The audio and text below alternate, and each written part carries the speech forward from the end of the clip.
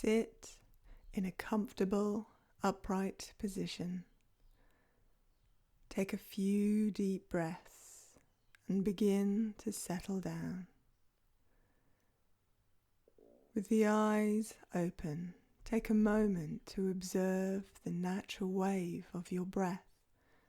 Be curious and open to what's happening inside.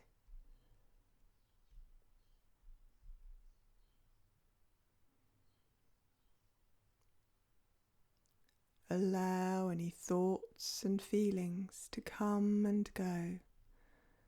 Observe each inhalation and each exhalation, noticing where in the body you sense the movement.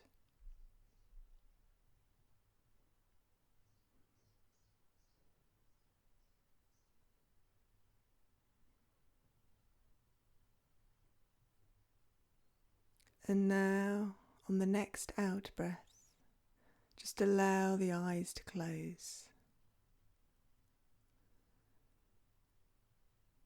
Turn inwards. Be still. And now that your mind has settled a little, I want you to think about how the mind works in relation to the smoking habit you're engaged in. Step 1 of giving up is usually to make a commitment to giving up. Maybe you read something or saw an old smoker hacking away that shocked you, and you vowed that would not be you in a few years' time.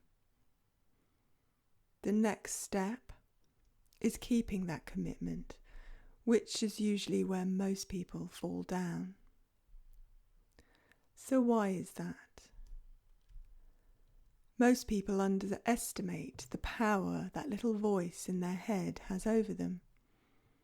And most people think that voice is them. The truth is, you are not the voice in your head. You are the awareness behind the voice.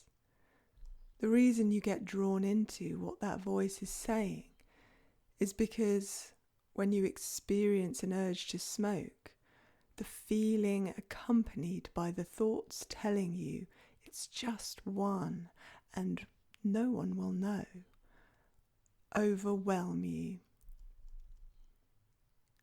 And you forget who you really are. You think you are a smoker or a failure or just not ready to quit, or whatever it is that voice tells you to justify you having a cigarette.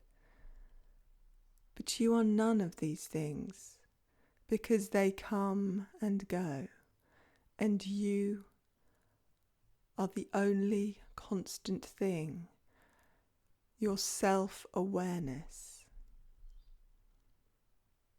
If you've ever sat through those uncomfortable feelings, or ignored those thoughts, then you'd come face to face with the real issue beneath the urge to smoke. Or maybe there's no issue at all. Maybe it's all a smoke screen. But you might not be willing to go there just yet, so you give in and self-soothe until you feel comfortable again. So how can you remind yourself of what's really going on when you start to get drawn into and hypnotized by the voice in your head? You can remind yourself, this is the voice in my head, not me.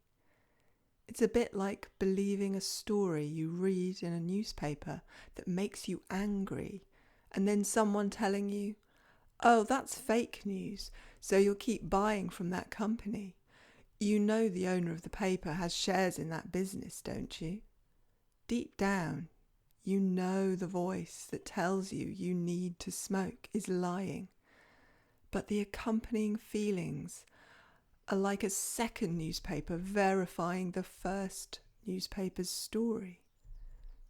The reality is, however, that your body is going through withdrawal and making you feel a little uncomfortable. But as long as you don't put a cigarette in your mouth, that feeling will eventually die. So as soon as you hear that voice or feel the urge to smoke rise up in you, all you need to do is let go. Smile at it. Think about the fat cat newspaper boss trying to get you to believe his fake news. Remember, it's a trap. It's just withdrawal, pushing you out of your comfort zone. And being outside your comfort zone means you are growing, changing, letting go of that old unwanted habit. So as soon as you notice those thoughts and feelings arise, take some long, deep breaths. Become aware of your self-awareness behind the thoughts. Relax your shoulders. Imagine your heart opening. Smile at that voice, desperately trying to trip you up or lure you in. All you need to do is notice the urge. Stay with it until it's past and let go of the accompanying thoughts. It's the simplest, most profound way to quit any habit. Keep letting go until the nicotine loosens its grip on your body and you start to forget that you ever smoked, ever wanted to poison your precious body, ever believed the fake news the drug has been pushing you.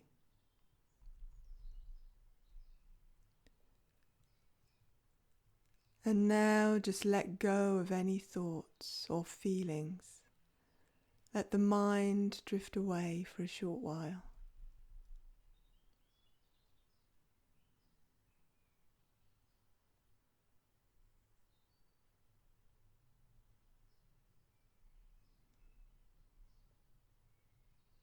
And coming back to the body now, focus on any points of contact. Feet on the floor, hands in the lap, clothes against skin, tongue gently resting in the mouth. Notice any sounds around you and slowly open the eyes.